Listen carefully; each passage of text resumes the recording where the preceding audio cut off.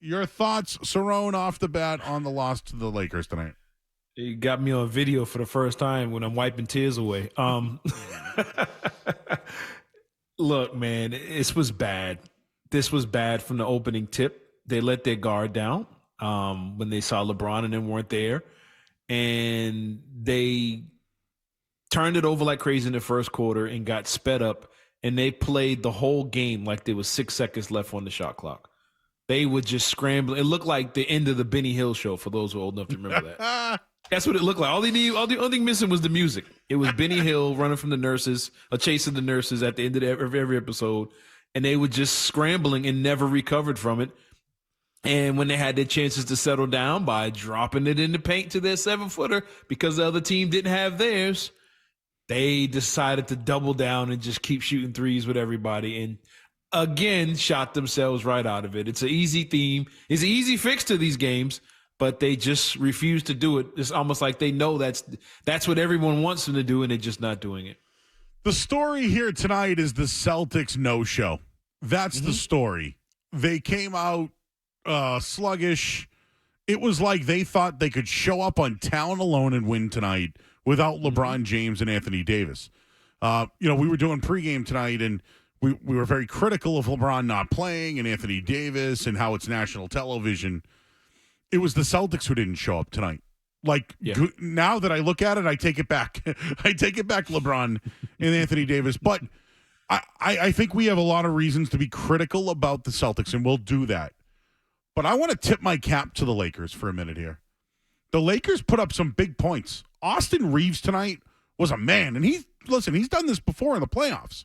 But they shot 19 of 36 for the game, 52%. They crushed it from 3 tonight. The Celtics went 16 of 48, shot 33%. It's just the Lakers actually came out, wanted to win without their stars, challenged the Celtics, and made all their shots to the points where they couldn't come back from it tonight. No, they were confident. You let them hang around in the first quarter. You let them go up double digits in the first. They were confident, and they were playing with house money. D'Angelo Russell was throwing up bricks. He didn't care. He kept shooting. Austin Reeves, a couple of the shots he missed were only because they were from 30 feet away. He was just, let me see him, just heat checking. But Hachimura got going. Reeves got going. Vanderbilt, before he got hurt, he hit a couple threes early.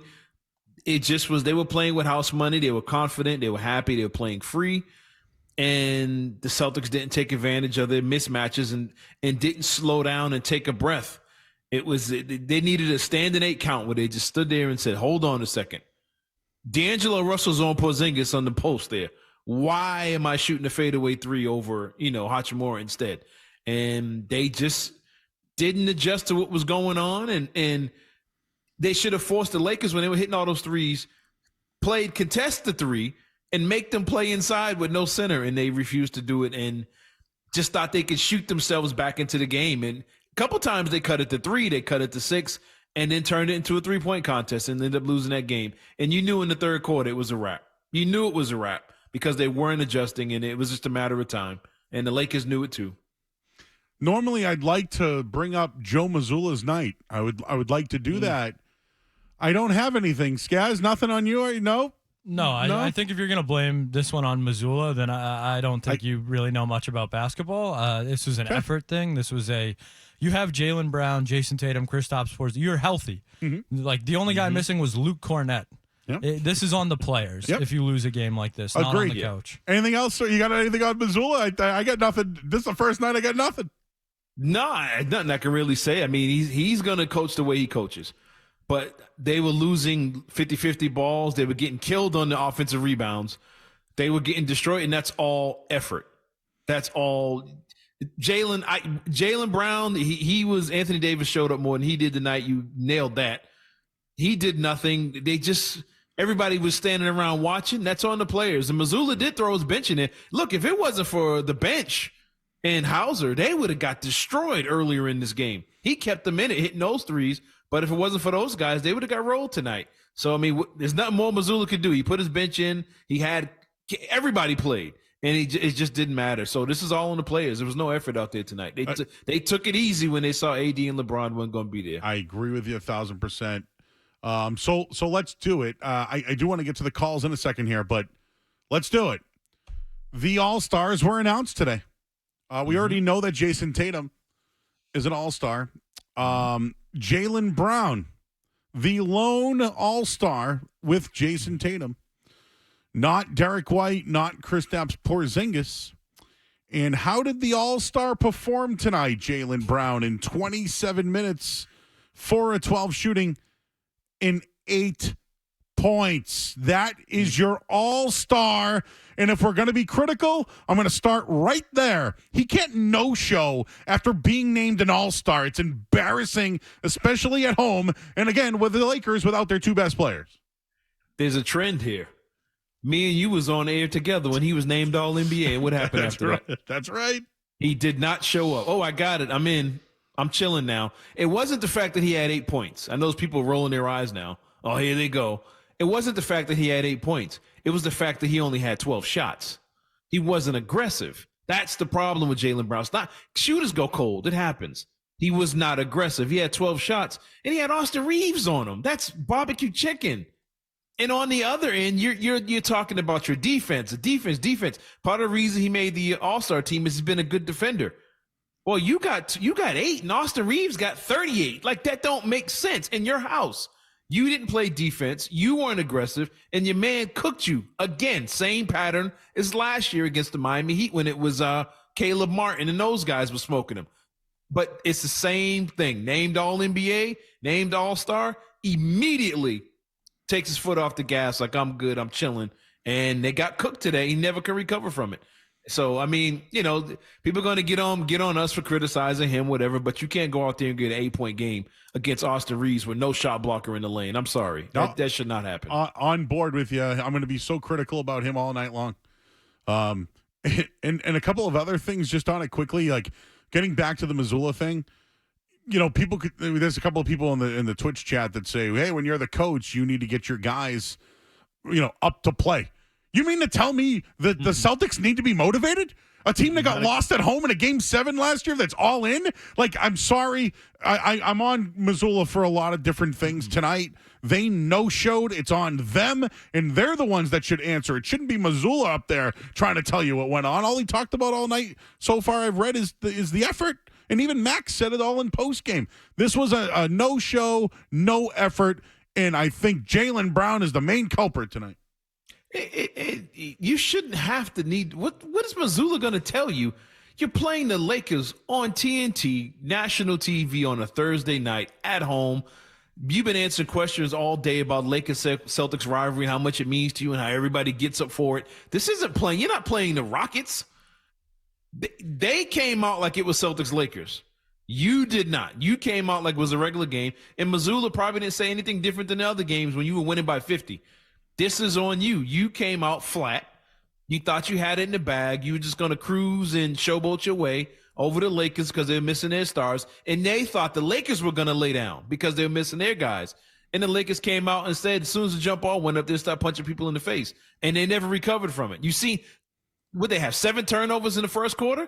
That's them being punched and not responding. They didn't know how to handle it, gave the Lakers confidence, and it was nothing else that should have been said. It was like, yo, you going to let this happen? And Missoula, he started yanking guys, but everybody was just off today. And it was, and they just scrambled and tried to save face at the end, and they played more frantic and out of control.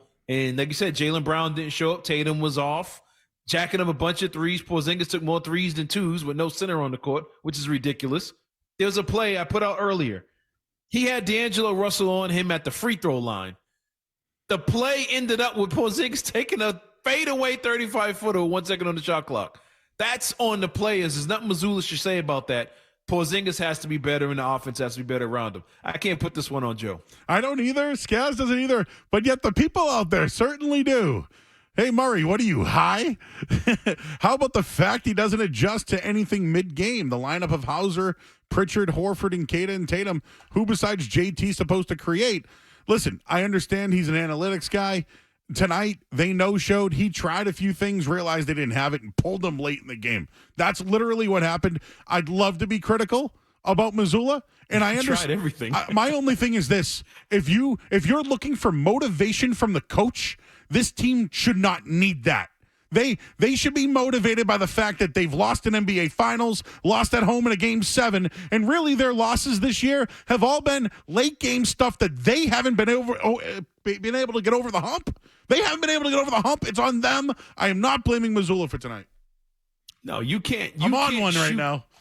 I'm on one. You can't go out there. If Jaylen Brown is standing there and he's got Austin Reeves on him and there's nobody in the paint.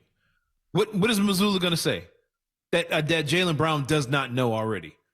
Instead, he's going to the lane. He's trying to dipsy-do behind the back, spin, shoot fadeaways. He's coming up short. They were getting beat on the offensive. The Lakers, everything that came off the rim, the Lakers were getting a hand on it. Tip, tip, tip, layup, and one. Tip, tip, tip, put back. They get fired up. You go down, you're one and done on your end. Lakers break. Austin Reeves wide open in the corner, bang. Hachimura wide open in the corner, bang. It's like, eventually y'all going to have to get some pride and defend your man. Let's keep it back to basics. Instead, they just standing around looking until they realized that they was in a game, and by then they were down 15, 17 points, whatever it was, and they just had to play catch up against a confident team. Look, those guys are professionals on the other end too. They were all Americans. They were all conference. There's the best player in this states. They were lottery picks, some of them really high. They're professionals. You get a professional, a 15-point lead, and you're feeling good and you're feeling down on yourself, you're going to lose. It don't take much. The margin between the great players and the guys at the bottom of the bench is really slim, and you saw it in a game like tonight. When one team got confidence and the other team doesn't, this is what happens. Joe Mazzulla after the game, I think telling another human being they should be embarrassed is disrespectful. We're playing poor stretches of basketball. We suck tonight. Saying embarrassing is harsh. So he agrees. So I think he knows, and people want to talk about it. So let's hear it from you guys. We'll start it off with Nate, who's in Marshfield. Hey, Nate, you're on the Sports Hub. Hey, so I think that the Celtics got to trade for one more big man and stop relying so much on the 3-point game, because obviously it works great when they're hitting threes, but then when they have one off night, they're almost bound to lose. You know what I mean? So it's like they could trade, bundle like a draft pick and then someone at the bottom of the bench for just a decent big man or something. Yeah, who would have thought Luke Cornett, right? We've talked about him. He's been really instrumental with the team, and for a lot of ways, not just his play. I mean, they really like him on the bench. He does a lot of interviews. He takes a lot of pressure off guys. They all support him. They've missed him the last couple of games, but is there a trend? They've been getting out rebounded now, 2 games in a row.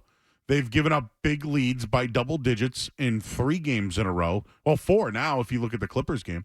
So, I mean, overall, the last week of basketball, I think we could really be critical about what their performance is.